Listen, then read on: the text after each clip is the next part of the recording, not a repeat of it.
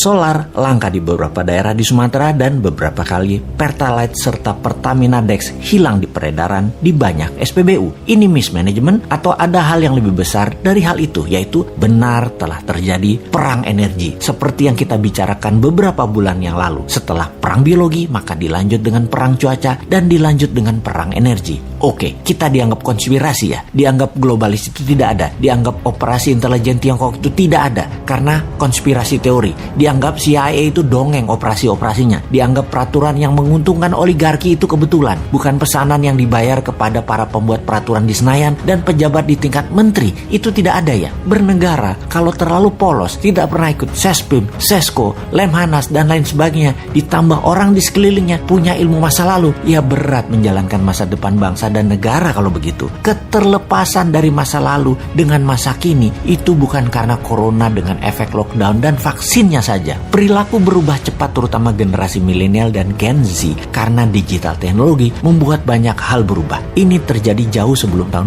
2019, bahkan gejalanya telah memukul banyak sendi kehidupan. Matinya koran, turunnya viewer golf, meningkatnya penggunaan sabun cair, matinya mobil sedan, pemimpin banyak negara menjadi lebih muda dan wanita. Itu semua serba baru. Terlihat saat ini Indonesia masih belum ngeh juga pemimpinnya dan rakyatnya, baik incumbent maupun oposisi. Tidak ngeh. Sedikit sekali yang memahami hal ini dan kebanyakan yang memahami yang sadar adalah mereka bukan makhluk politik, bahkan apolitik, anti politik. Kembali ke bidang ekonomi di mana kita tidak berpolitik, kita bisnis as usual aja. Toh salah satu sendi bernegara sejajar dengan politik namanya ekonomi. Dalam 20 tahun ini memang otak banyak orang terlalu politik. Dikedepankannya hanya jabatan, bukan kebijakan dan kemanfaatan jabatan untuk rakyat yang semuanya dilindungi dengan pasukan propaganda dan media buzzer. Ekonomi yang mau kita diskusikan adalah kita sudah masuk perang energi dan dalam perang ada yang namanya economic at war, sebuah mood perang berdasar pemahaman ekonomi. Perang Amerika Tiongkok naik ke level yang lebih tinggi, naik ke level berikutnya. Diawali di tahun 2017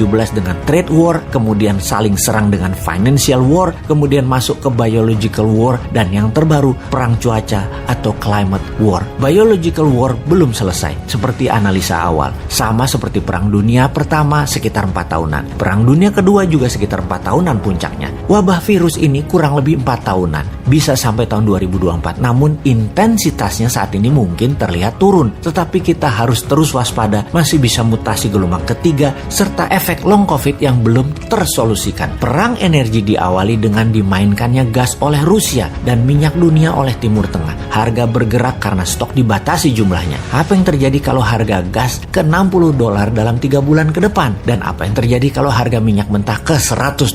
Efek pertama adalah harga komoditas seperti nikel dan lain sejenisnya akan turun karena naiknya biaya produksi. Saat ini Tiongkok energinya terbatas. 90% energi dalam negeri di Tiongkok adalah impor. Efek Indonesia makin parah karena 85% impor bahan baku produksinya dari kakak tertua, dari Tiongkok saat ini. Saat ini negara yang tidak punya sumber alam energi ketar-ketir seperti Tiongkok karena memang ditarget. Sahabat yang tidak percaya informasi ini, anggap kesimpulan kali ini hanya konspirasi teori. Begini kesimpulannya, karena Indonesia mati hidupnya adalah dengan Tiongkok, bahkan kayak provinsi dengan mata uangnya yuan dalam dagangnya, sementara mana mau Timur Tengah dibayar pakai yuan, dolar Indonesia terbatas stoknya, hutang IMF dolar belum turun juga, Indonesia miring ke Tiongkok jelas-jelas membuat bernegara anti barat, sementara barat adalah penguasa energi, maka sangat bisa terjadi kelangkaan sumber energi minyak dan gas akan terjadi di Indonesia karena kesalahan kebijakan luar negeri dan kebijakan tidak membela rakyat mulai terasa pengaruhnya, yaitu rakyat di piramida tengah dan bawah sangat lapar. Mau solusi? Sini sama New Mind.